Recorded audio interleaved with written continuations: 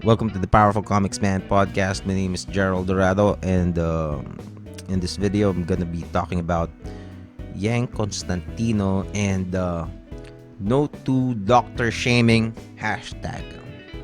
Okay, but first, please take time to subscribe and like this video and comment whatever you think about the issue, and also please check out komiksman.com. I'm starting these short podcasts from now on, but I have a deep library. Ang dami ko ng podcast, long form. I've had plenty of awesome people, awesome Filipinos. Lionel Yu, Nico David, also, and Chris Hoffman. Dito pa lang sa first page pa lang. Lahat na nandito sa podcast. And please do check it out because I'm sure a lot of you guys would love these kinds of content, pero hindi nyo pa lang alam. But first, let's get into the topic for today, which is Yeng Constantino. Yeng Constantino is, of course, the Filipino singer at artista. I don't know if she acts regularly, pero she also has a huge YouTube channel where she uploads vlogs about her. I don't really follow her vlogs, but on this particular episode, she was documenting her Siargao trip with her family and friends, with her husband. You can check it out in Yeng's channel. Maybe I'd put a link in the descriptions for that. And so they went to this resort in Siargao.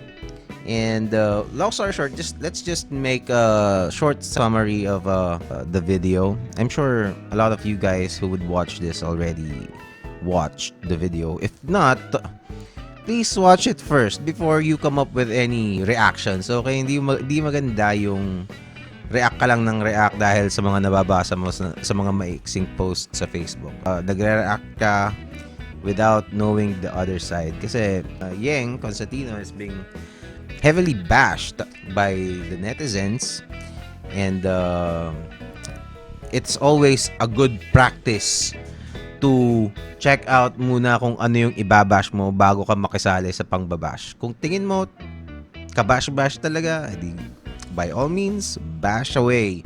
Pero maganda, tignan mo muna kung tama ba yung sasabihin mo, di ba? Okay, so what happened was they were enjoying, and yan, pakayak-kayak sila dyan. Tapos, they went to this, resort, or part of the resort, na merong kind of extreme sports activity. Long story short, Yeng's husband, yan nagpa-Tarzan sila dyan. Okay lang yan eh. Pero hindi sila dyan na aksidente. Ang nangyari, Yeng's husband jumped from that tall tree, and ang nangyari sa kanya, nagkaroon siya ng concussion, meaning hindi maganda yung bagsak niya. Most likely tumama yung ulo niya sa tubig, and from this height, masakit yan kahit patubig yung binagsakan mo. If you fall, kaya nga masakit yung pag dumive ka tapos plakda, 'di ba? Ganun 'yun. So malamang plakda yung talon nung husband niya, or parang hindi naman. Basta kasi hindi pinakita hindi natapos yung jump eh. So this is, tingnan natin yung so this is the part where her husband jumped. So yun, kinat. Pero parang nawalan siya ng balance going along the way, and he was, yung body position niya was nakaganon ng konti. So siguro umampas yung ulo niya. Well, apparently ganun nga kasi nga na concuss. So Malamang sa malamang, humampas yung forehead niya sa tubig. And that concussion, ibig sabihin nahilo. Yung concussion, yun ang nangyayari sa'yo pag, let's say, nahampas ka o nasunto ka ng malakas sa ulo. Ibig sabihin, nahilo ka. Nahilo ka because of, just putting it in layman's term, pag nahampas ka, let's say, ng kahit anong bagay na matigas, na malakas, o kaya sinapa ka, o kaya nadapa ka, humampas yung ulo mo, meaning tumama yan, tapos naalog ang utak mo, at nagkaroon ng pasa. Usually kasi yung concussion, pasa ng utak yun eh. Kasi, hindi, i-explain ko pa ba yung science nun? Teka, puntahan natin kung anong itsura ng concussion. Okay, so ano bang nangyari dun sa asawa ni Yeng Constantino? So, most likely nagkaroon siya ng concussion sa utak niya. Yan, no, as you can see in the video, ang brain kasi sa loob ng skull, merong nakalutang siya sa tubig. So merong fluid doon sa loob ng skull na nagfa-float around yung utak natin. Ayokong bigyan ng sound to kasi makaka-copy strike tayo. But basically, that's what happens. So, pagka-impact, gagalaw yung brain mo, displacing yung fluid that cushions the brain from the bone ng skull. Siyempre, very fragile ang brain natin, kaya nga nakakulong siya sa skull. And also, malambot siya. So, pag tumama siya, madali siyang ma-injure, which would cause a concussion. And sometimes concussions could lead into short-term memory loss or even long-term. Depende kung gaano ka lakas yung concussion mo, kung gaano katindi. And it seems like ganun ang nangyari sa mister ni Yeng. After niyang mahulog, nung kinakausap siya, teka, nasan tayo? Anong nangyari sa atin?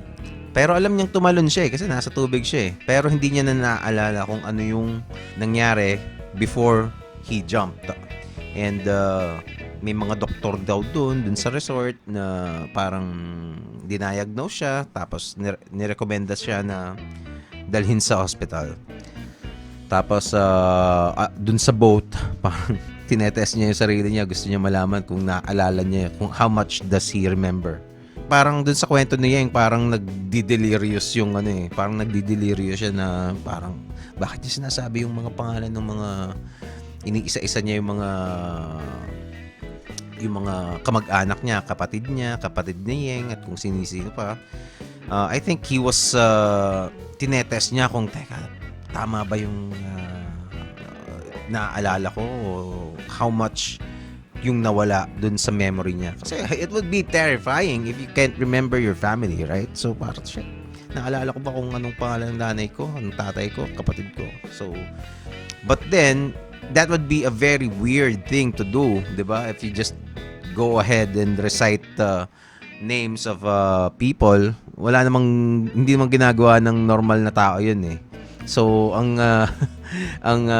dating kay Yeng siguro was also, it added to her fears na parang shit, kung nagdideliryo ang asawa ko, parang ganun. So, after 8 minutes, from here on, tuloy-tuloy na nagkwento kung anong nangyari. Actually, yan ang pamagat ng video niya. Traumatic experience in Siargao Hospital. Di ba, pinapunta daw sila sa hospital. But unfortunately, Siargao being a fifth class municipality, hindi siya well equipped to handle these kinds of patients. Okay, so kailangan daw ng X-ray. Although X-ray is a very basic na equipment, but what can we do? 'Di ba? Wala eh. So kailangan dalhin daw siya doon sa Dapa. Dapa. May hospital dun sa Dapa na bayan, and it is better equipped. Meron dong ultrasound, meron dong x-ray, and meron pang ibang equipment na pwedeng gamitin to better diagnose and help Yeng's husband.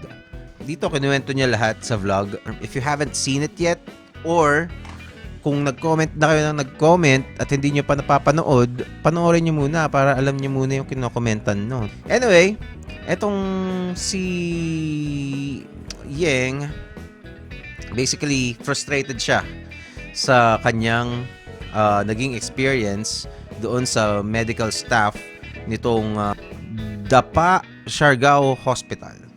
It's a 1.5 hour drive from dun sa bayan ng Siargao, dun sa pinagdalhan sa kanila na una. 1.5 hours, and then only to find out na yung x-ray doon, wala pala yung operator later on. Parang it's a complicated story. Parang they in-x-ray daw, tapos hindi nila, kumbaga kada procedure hindi sila ina-update. I think yun ang main gripe ni Yeng. Hindi sila nabigyan ng na-feed ng information at least to calm her down. She felt that they were not attending to her enough, na parang they were keeping her in the dark about her husband's condition, and to her it was terrifying, to say the least. Tapos ang pinakang kinakainisan niya is the head physician, siguro, somebody named Dr. Esterlina Luzares Tan, which she included in her video and also a post sa Facebook niya, which is this woman in this photo. As you can see, she picked, probably deliberately picked an unflattering photo of hers. Kasi tingnan mo yung ibang photos niya, ang gaganda eh. Alam ko may sariling videographer, photographer, basta yung nagdo-document. Siyempre artista, and she does these vlogs. So yung mga social media niya, mga kuha ng photographer niya yan. So 'di ba, ang gaganda. O ito, kahit candid lang, at least makikita mo may drama and may angulo. Most likely yung photographer niya kumuha nito. But she chose this unflattering photo of Miss Esterlina, the doctor, and dito na po nagsimula ang magngit-ngit ang mga netizens. Pero teka, ano pa bang nagkulang din sa kwento ni Yeng? Well, basically that's it. Hindi siya satisfied sa naging pagsa-service sa kanila. They were kept in the dark primarily. Mostly yun ng And then there was a point daw that Dr. Tan, parang sinabihan pa siya ng ikaw, masyado kang seryoso. So to a person who's parang nag-aalala lang sobra-sobra, tapos yun ang hindi pa siya nabibigyan ng assurance, presumably. Tapos yun ang sinagot sa'yo, tapos frustrated ka na kasi hindi nagawa agad yung mga kailangan gawin. Parang that was parang over the top yun sa kanya during that time, and yun, nagngit-ngit siya ng todo. Siguro mula nun tuloy-tuloy na, everything else just fell flat. But at the end of the day, her husband turned out to be all right. It was just concussion. Nagkaroon siya ng temporary memory loss, but I'm assuming he's back to 100% right now, and yung kung ano man yung wino-worry niya was hindi nangyari. Fortunately for them, for everyone involved. But then, a few days later, ginawa niya tong vlog na to, and she still couldn't get over the traumatic experience that they had in their trip. Although meron siyang parts naman na sinabi na parang she ended the video with a call to the local government of Siargao. Sana ayusin the medical facilities. She made some good points about it, that mas maganda nga naman siguro kung dun pa lang sa island may mga may first aid na, medyo maasikaso na pag may na-injure, lalo na kung may sugat, 'di ba? Meron nang magtatahi doon or something, or at least doon sa bayan nung Siargao, meron ng, kasi may mga extreme sports tama naman siya, may mga extreme sports activities doon na ino-offer yung lugar. So it would be hindi malayo na merong mga mabalian, merong mga mabarog, merong mga muntik ng malunod, mga ganyan, merong mga kung ano ng klaseng aksidente. Alam mo yun, hindi naman yan parang iba-bypass ka 'di ba? So parang yung X-ray dapat siguro meron doon ideally. But of course, we know how it is here in the country. And but considering that Siargao is one of the busiest tourist spots, one of the most popular in the it turned out to be, dapat siguro pagtuunan ng konti ng mas pagtuunan ng konti ng local government ang facilities doon para mas immediate ang response. But then again, what happened has happened. It's good that walang masamang malupit na nangyari dun sa asawa ni Yeng, which I also met. Well, they were actually a very nice couple. Her and her husband, Yan, I think is the name, as she refers to him. And they were quite nice. They were quite nice, especially the guy. Parang he looks like somebody I could hang out with. And hindi siya, basta maganda yung vibes niya. Okay, so now that we've covered the summary, let's now go to the issue that emerged from this vlog. Okay, so nagtrending ang hashtag no to doctor shaming. Sino ba tong si doctor shaming na to? Ba't madaming may ayaw sa kanya? Etong si Dr. Shaming. So this hashtag is a response dahil nga Yeng included a photo of Dr. Esterlina Luceres Tan, and of course this did not sit well with the medical community, sa mga healthcare providers. And considering that she is a healthcare worker in the rural areas, where dito nga sa city pa lang hindi na maayos ang services. Unfortunately, here in the country, madaming ganun, madaming hospitals na kulang-kulang yung facilities, understaffed. What more dun sa mga rural areas, kahit na tourist destination yan. Unfortunately, understaffed si doktora, and napag-initan siya ni Yeng, obviously. And ang nirereklamo sa kanya ng mga tao is that she published her photo without her consent, and also repeated her name over and over again throughout the vlog. Diba? Parang it's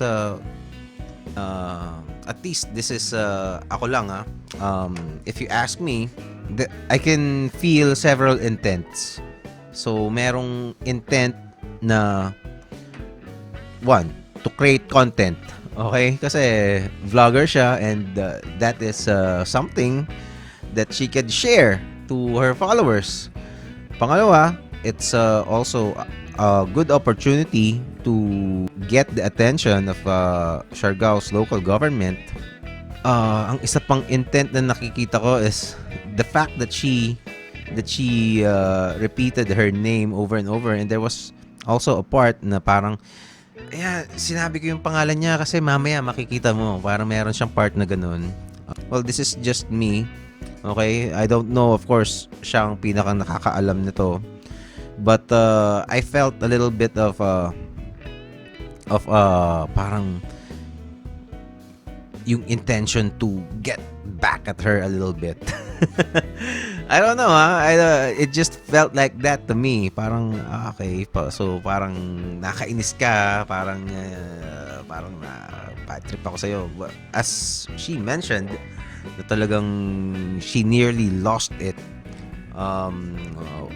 with this woman, kay Doktora.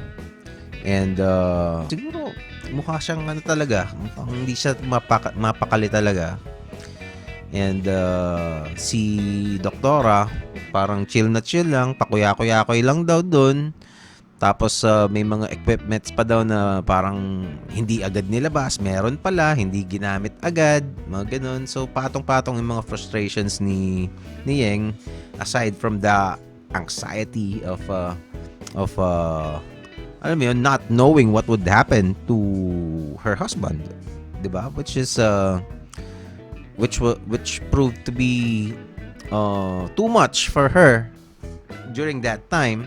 But then again, by the looks of the video, mukhang nakauwi na siya when she recorded the rant.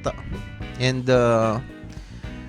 I suppose hindi siya nag-reflect about it kung if it's I don't know. I just think she did not think about this thoroughly. Na kailangan pa ba niya talagang balikan tong babaeng to, tong doktor, and maybe while on their way back, yung trip nila pabalik, and after resting, when they got back, napag-isip-isip niya na teka, mag-isa lang siya doon, 'di ba? Tapos taga dito naman siya sa Pilipinas eh. Alam naman niya kung anong sitwasyon dito. It's not an excuse, and it's good that Yeng took the opportunity to get attention sa mga kinauukulan, kasi putya naman, dapat alagaan nila yung mga turista dun sa mga pumupunta dun sa Siargao, 'di ba? It's unacceptable that one of the top tourist destinations in the country would be very ill-equipped. Alam natin how much our medical professionals, mga ganun, mga healthcare workers na nakadestino sa mga baryo na malalayo talaga. We know how much sacrifice they do. Okay? Alam na natin yan. Pero if you're in a well-known place, dapat siguro medyo pagtuunan mo ng pansin doon, medyo high-risk area yun eh. Kasi merong mga...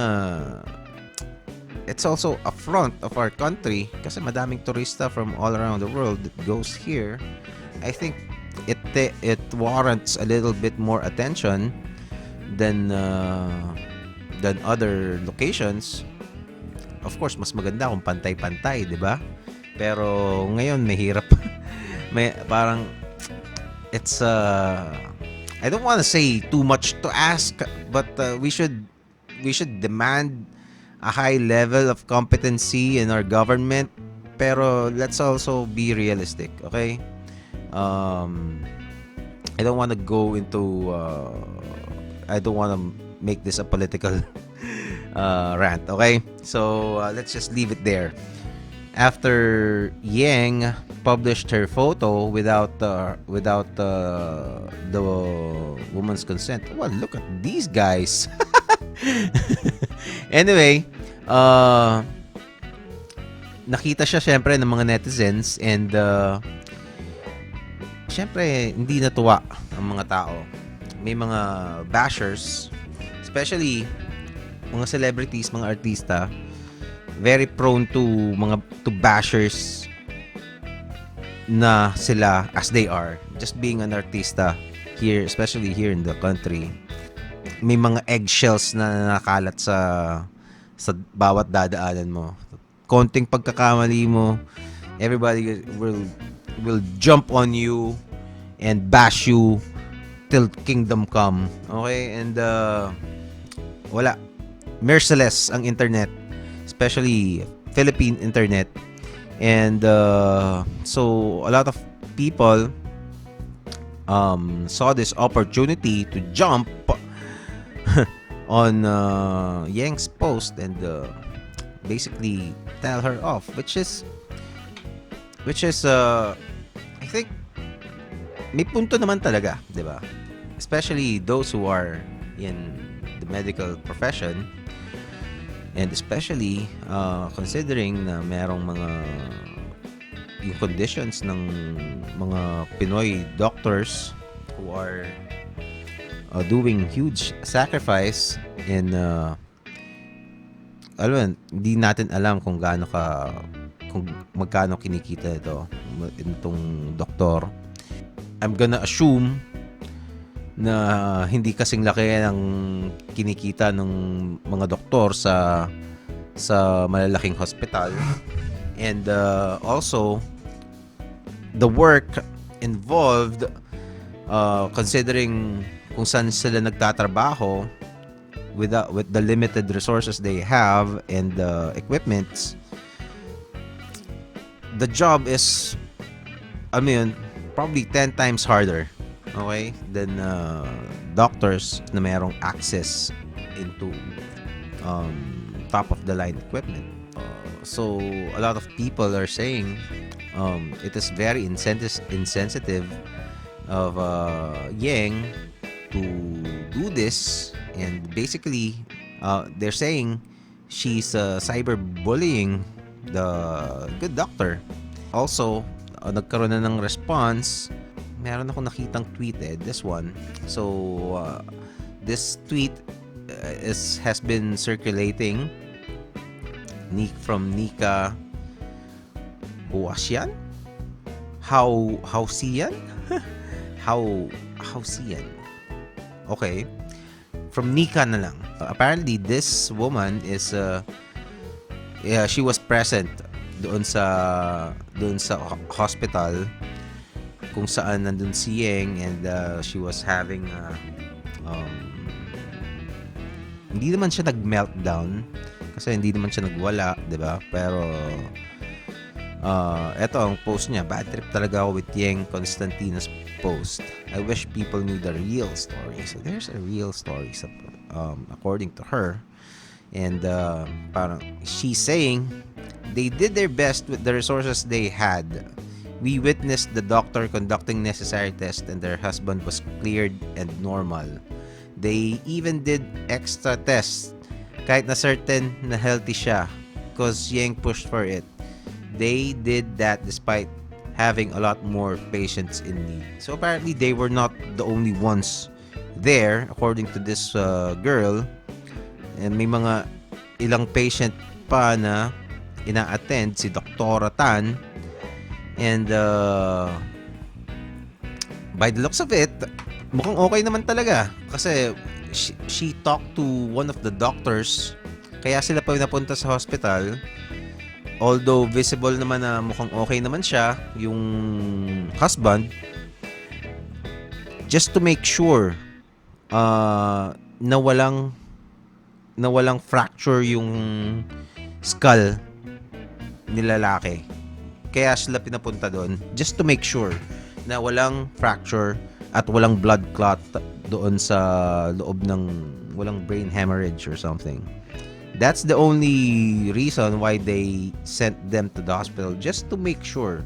They did not say them na meron, and hindi naman nila sinabi na, hindi nila guarantee na para, or there's a high possibility na meron nga. They just, parang usually ganun kasi yung doktor eh. Parang they're trained to leave no door open. They would make sure na na ginawa nila lahat.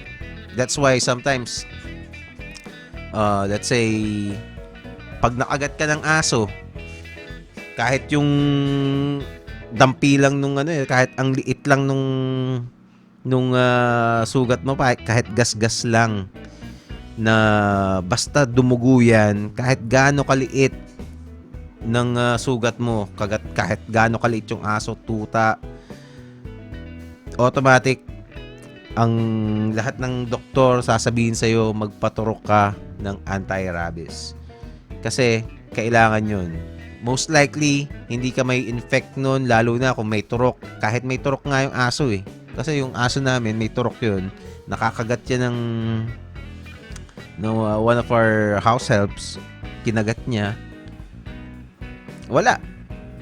Pag sigurado yun, pag pumunta siya sa doktor, papaturokan ka talaga. Which is, yun talaga dapat, di ba? They're not gonna leave anything open for disaster to get in. Okay? Hindi nila papabayaan yan. So, ganun ang nangyari dun sa mga doctors dun sa island na nakausap ni Yeng. Just to make sure, kailangan nating x-rayan ang skull para malaman na walang problema. But then the anxiety, sometimes when you're anxious, you lose control of your decisions eh. But then the thing is, tapos na. Kumbaga, the day after, bumalik na lahat yung memory nung husband niya, parang okay na ulit. They were back to normal. Kasi she mentioned that the third day, okay na ulit sila. Masaya na ulit sila dun sa island. And so basically, kampante na siya. Hindi na siya nagwo-worry. Okay na siya. Wala na. Parang no harm done. But still, she carried this, I would say, contempt towards the doctor, na parang, kaya I said, parang merong alam mo yun, merong flavor ng intent na gusto niyang gantihan si doktora. And the thing is, it's pwede naman yung sabihin yun talaga, di ba? But then, you can say it, pero you should be ready for the backlash as well. Kasi it could get a lot worse. Kasi there's this congressman.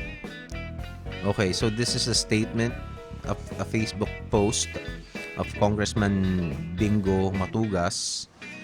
He acknowledged the Miss Constantino's accident and her anxiety, yung mga nangyari sa kanya na hindi maganda, na alam mo yun. And he said na he heard her call to improve the medical response in the island sa emergency especially, and he said na it's on the way na, parang ginagawa na yun kasi parang nauna na si Karen Davila kay Yeng eh. Parang that incident also gained attention, and I assume inaksyonan nila mula doon. Now, in this part of the post, he says, apart from Miss Constantino's husband, however, there is another injured person in this incident. The OIC, Chief of Hospital of Siargao District Hospital, Dr. Esterlina Lazares Tan. Dr. Tan's picture was uploaded in Miss Miss Constantino's FB page, and she was mentioned several times in her YouTube vlog entitled Traumatic Experience in Siargao Hospital. Yan, tapos she was depicted as an insensitive and uncaring public servant, and this is something that I cannot support. Well, good for you, Congressman, for sticking out for your people. Okay, while I welcome any constructive criticism that may be hurled against our programs, projects, and governance, I cannot countenance any form of bullying against hardworking public servants. So that's what they're saying now. So that what Yeng did is actually bullying, and cyberbullying at that, because it was done over the internet, while she has you could say a right to say how she feels, but that would not exempt her from the consequences of her actions. Okay, so while she is already burdened with administrative work as chief of hospital, referring to Dr. Tan, due to lack of personnel, Dr. Tan also performs what all other doctors in the hospital do. She attends to patients and emergencies. There are a lot of public servants who are like her, performing more than what they are tasked without complaining and despite the limited resources given to them. We must thank them for staying in public service, not bash them online. I agree. That is very well said. Very well said, Mr. Congressman. And Miss Constantino may not have liked how Dr. Tan responded to her or interacted with her during her stay in the hospital. This does not mean, however, that she did not do her job. Correct. Okay, so kasi at the end of the day, the husband went home okay, 'di ba? Hindi naman siya napasama dun sa hospital, and although nagkaroon ng mga aberya, he ultimately went home safe. Okay, so this does not mean, however, that she did not do her job. This is also not a justification for shaming the good doctor online. There is a proper form for that. Thank you. That is correct. Like I said, Yeng Constantino did apparently, obviously, she did not think this move thoroughly, vlogging about it and then name dropping, and kasi she could have just mentioned that there's a doctor there, and she was dissatisfied, and she wants to call out the local government. That would have been a lot more positive video than showing the vendetta, vindictive yung ano niya, yung approach niya, in parang she needed to expose her, parang ganun. Merong ganung halo yung ramdam ng kanyang video. This is a good time to remind everyone that any public and malicious imputation of a crime, vice, or defect, whether it is real or not, as long as it tends to cause dishonor, discredit, or contempt against the person, is considered libel. Libel? I'm not a lawyer to argue if it can be considered libel. Kasi if it really happened, whether it's real or not, okay, as long as it tends to cause dishonor, okay, discredit or contempt against a person, or contempt against a person, Okay, kasi parang by naming her and showing her photo, um, parang you could stir up emotions, which is apparently happening, and but only the contempt was not directed to the intended target, and basta nag-boomerang pabalik sa kanya. The penalty is higher if libel is committed online. Wow, ganun pala yun. Mas malapit pala pag cyber libel ang ginawa mo. This does not mean that you cannot call the attention of a public servant who is not doing her job. Your complaint must be addressed, however, to the superior official or government entity which can act on your complaint or punish the public servant complained of. Okay, let us continue to keep this in mind and practice restraint so that we can also protect our public servants from cyberbullying. Theirs is a thankless job. This is the least we can do for them. Okay, great.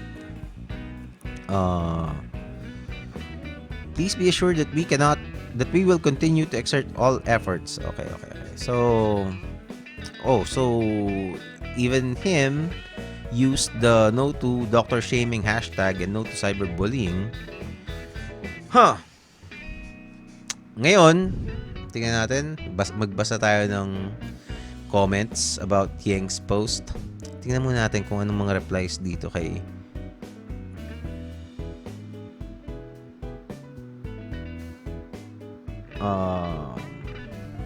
ayan dito sa post ni Nika. Yeng should be sued for that. She must be ready. Actually, the next move lies on Doktora Tan. It will be up to her, and Yeng can only hope that alam mo yun, that ganun talaga siya ka-chill na Dr. Tan can just make koyakoy this off. Okay, kukuya-kuyakoy lang siya doon na parang okay lang yan, okay lang sa akin Yeng, huwag kang mag-alala kahit pinost mo yung pangit na picture ko. But I don't know, maybe Yeng should apologize to her, preferably personal, pumunta siya doon at manikluhod siya kasi I think, I'm not an expert, I think there's a case na parang na cyber libel talaga kasi she is a very private citizen. Parang this is this is rage culture Parang I don't know if hindi ko alam why would Yeng Constantino, let's check out her YouTube channel. Yeng Constantino already has how many subscribers? 912,000 subscribers. Konti na lang, 1 million na. 'Di ba? So does she really need to do ang tawag kasi diyan recreational outrage. Yun. That is the thing. And if that was the intention, whether intentional or not, whether she's aware of it or not, I think one of the worst na kind of people that you can use to generate public outrage is a self-sacrificing healthcare worker in the barrios. 'Di ba? That's like parang mga santo halos ang tingin ng publiko diyan Kahit hindi maganda ang ugali niyan, the fact that they are sacrificing so much and helping lots of people with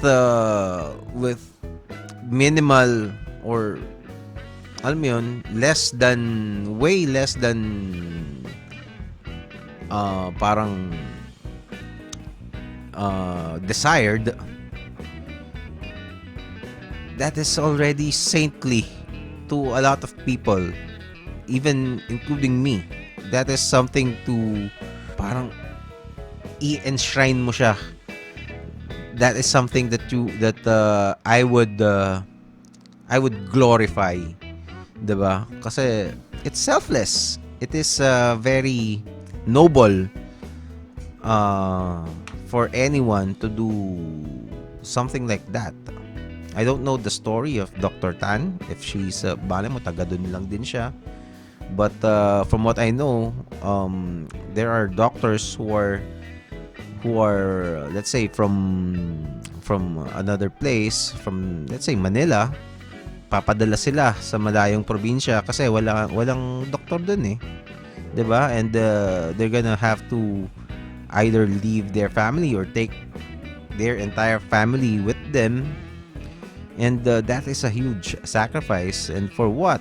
They could they're doctors, 'di ba? They're supposed to be dapat malakas yung demand sa kanila, and they could command mahal na fees, 'di ba? But I believe mostly just from the goodness of their hearts, they choose to help people kahit na despite unfavorable na conditions. And that is yun yung parang that is the worst kind of person that you can pick to say na nang api sa'yo. Okay? Kasi to generate recreational outrage, you need to paint yourself as the victim, and that somebody oppressed you. And somebody like Yeng Constantino, a very popular singer, a celebrity, well-known, well-off person na hindi naghihirap. If you're gonna pick someone na mga api sa'yo, wag kang pumili ng isang doktor na nagpapakahirap sa baryo. Okay? O kaya kung I don't know if it's a city, what kind of place Siargao is, but I'm sure mas maganda yung tinitirhan ni Yeng Constantino doon sa lugar na yun. Or at least I'm almost certain, not naman sure. Malay mo, mayaman pala itong si Dr. Tan, no? Hindi mo alam eh. Hindi ko naman siya kilala. But anyway, what else? So let's read a few comments. If I'm just saying my piece about this, you should bring Saint Luke's with her Yang should bring Saint Luke's with her every time she travels.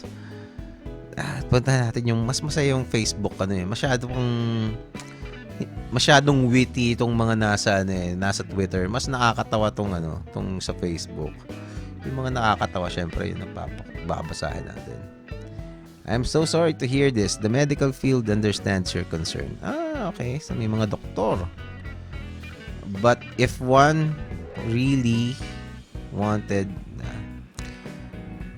I'm a doctor too. See, madaming doktor na nag-respond dito, and nurses, I assume.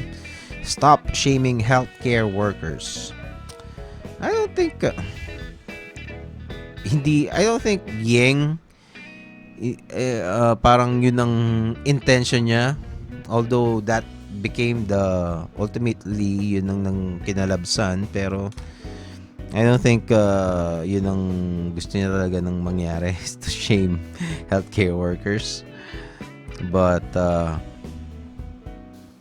don't know, the way she presented the photo and the way she repeated over and over the name of the doctor in her vlog. Alam mo yun, malakas yung dating na na gusto niyang bawian parang ganun. What else? Come on, give me a funny comment. Give me a funny comment. I understand that you are worried. Masyado naman kayong seryoso. Para kayong si Yeng Constantino hindi masyadong seryoso. Yung mga nakakatawa. Of course, there are still fans. There's a... Of course, this is not saying that Yeng Constantino is a bad person. Okay? I don't know her. I just saw her and interacted to her once, briefly. And from what I saw, I do not have a reason to believe that she is a bad person. And even this vlog is I think this is just a major misstep for her, I think. And I think she's I don't know, maybe she has issues in letting go sa mga kinakainisan niya. Maybe that's something that she needs to work on. Kasi it's been at least a day na kasi the following day okay na daw yung asawa niya. Parang masaya na ulit yung trip nila. Tapos nakauwi. I don't know how many days passed before she decided to record the vlog. But during that time, that should be enough to at least release yung ngit-ngit niya with Dr. Tan. But even with that amount of time, parang she still kept the rage. Alam mo yun? Parang bulalo na laging may apoy sa ilalim na parang kahit ilang araw na parang mainit pa rin, 'di ba? Dapat nag-let go siya. Either that, she has a problem, parang meron siyang problema na gano'n, na parang hindi niya ma-let go yung mga kinakainisan niya easily. Or I don't know, maybe she does as some people are saying na she wants to create drama, which I don't think yun ang niya, yun ang intention niya. I don't know. I don't think that she's that kind of person na parang who would parang create drama like this. And besides, like I said kanina, that is a very poor choice of an oppressor. 'Di ba? Kasi parang walang maniniwalang inoppress ka noon. Parang it's not, basta maybe her original intention is to create awareness and call out the local government. And another thing is Yeng Constantino kasi is an artista siya, and sanay sa mga shooting niyan, sa taping, sa mga shows niya sa TV. Merong kultura kasi ang showbiz na that really turned me off. Kasi I've witnessed dati kasi many years ago nagkaroon ng shooting sa lugar namin, kapitbahay namin. Tapos I was able to watch yung mga nagshooting. Teleserye yan so nandun lahat. Nandun yung crew, nandun yung mga artista, nandun yung director, and nandun yung mga caterers. Basta chaos yung lugar.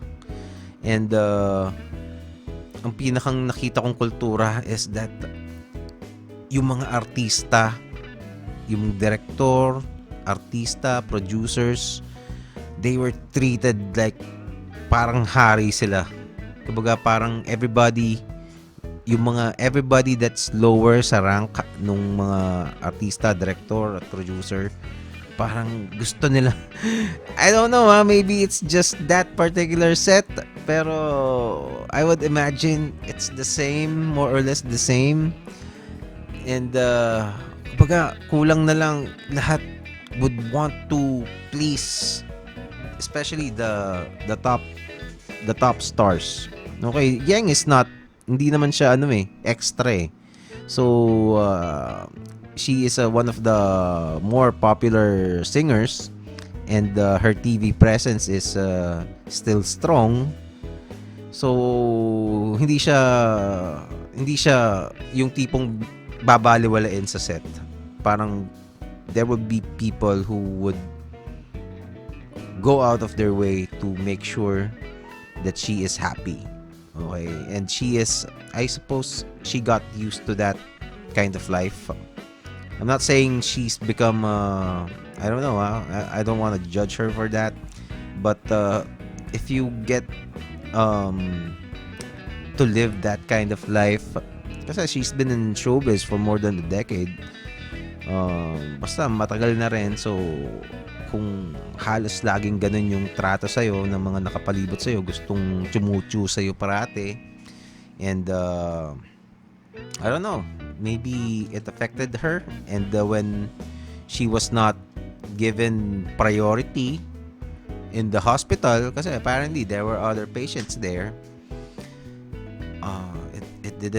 hindi siya sanay, hindi niya alam kung paano siya magre-react. And of course, kasama na dyan yung anxiety of seeing your loved one na may problema. And kumbaga yung uncertainty, kung ano-anong mga papasok sa utak mo, baka paano yan kung hindi na bumalik yung memory nung asawa niya, o kaya may crack talaga yung skull, or may hemorrhage sa utak. So it's just unfortunate that those emotions got the better of her, and that she was not able to release it sooner, at least before, and she decided, kasi obviously she consciously decided to go ahead and publish this vlog, and I think it's the wrong move, and it's a bad move, and it's costing her quite a bit. Hopefully she can make amends with Dr. Tan, and Dr. Tan forgives her. I don't know what she can do, but I think pwede siyang ireklamo ng cyberbullying. Hopefully ma-resolve niya at malusutan niya to, and umasa siya, magdasal siya na papatawarin siya ni Dr. Tan. Okay? I suppose that's it. Ang haba. Dapat konti lang to eh. Dapat mga 10 minutes lang to eh. I'm gonna be better at this. Powerful Comics Man podcast. Please check out, subscribe if you like the video. If you enjoyed listening to me, like I said kanina, sobrang dami ko ng episodes ng podcasts, and yun, check out the library, check out my website komiksman.com, and I'll see you soon.